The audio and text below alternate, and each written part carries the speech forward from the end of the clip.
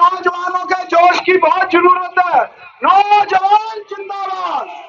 ये मोटरसाइकिल मंच के पीछे स्टैंड कर दे आप।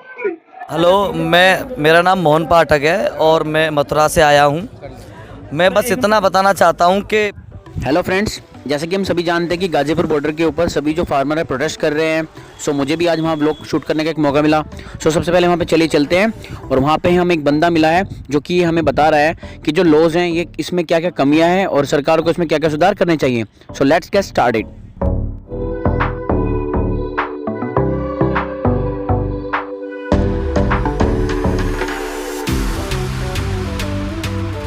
तो हम दिल्ली में पधार चुके हैं। जय जवान जय किसान।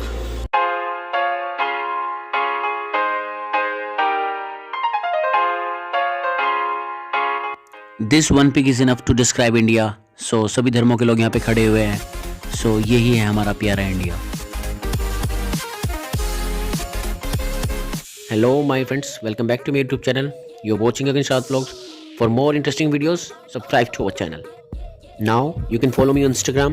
My Instagram ID is Mr. Bandit Gagan.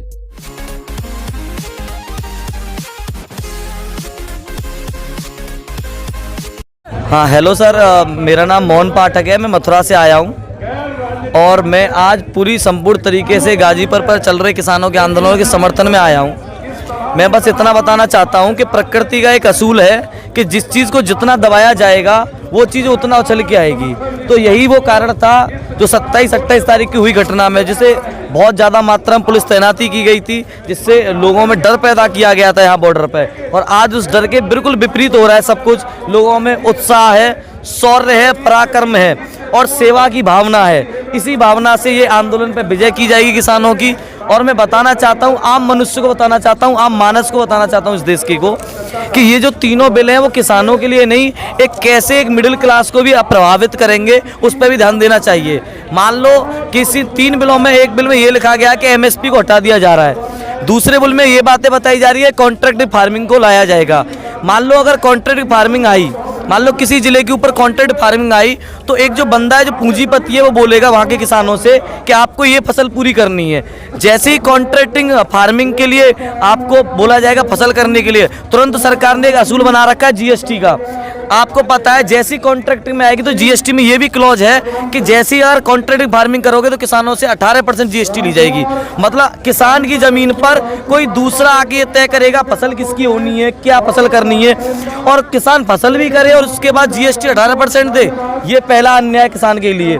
तो किसान इसके लिए उठ खड़ा है पूरे शौर्य के साथ, पूरे पराक्रम के साथ, पूरे साहस के साथ।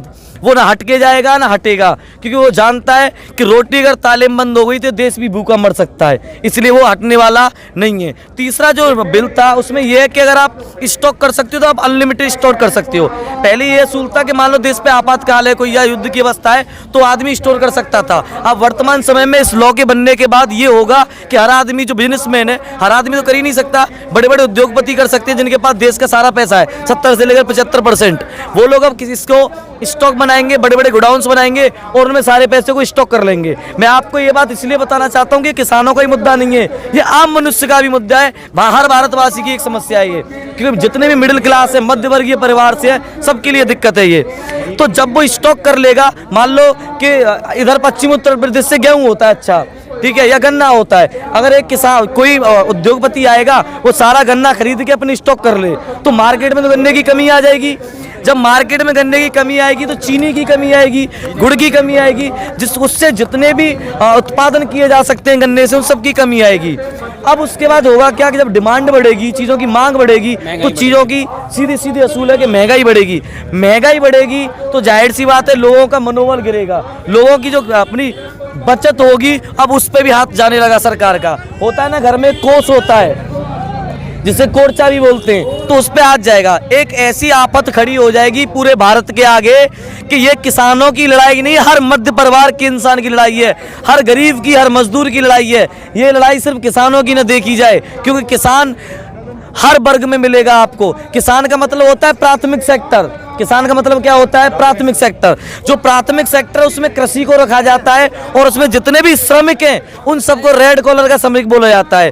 उनके गलों पे सीधा हाथ डाला जा रहा है सरकार के द्वारा, सीधा गलों पे हाथ डाला जा रहा है। तो मैं यही कहना चाहता हूं कि ये जो आंदोलन खड़ा हुआ है पूरे विश्वास के साथ, पूरी दृढ़ता के साथ, पूरे शौर्य के साथ, पूरे पराक्रम के साथ और पूरे सेवा भावना के साथ ये आंदोलन तभी हटेगा जब तीनों काले कानून वापस होंगे। और मैं अपने मीडिया भाइयों से भी कहना चाहता हूं कि मेरा ही इंटरव्यू ना सही, हर उस आदमी का इंटरव्यू जरूर दिखाएं जो किसान हित के लिए बोले, किसानों के लिए बातें करे, क्योंकि ये सब बातें किसानों की नहीं है, हर एक उस आदमी की बातें हैं जो मध्य वर्ग का आदमी है।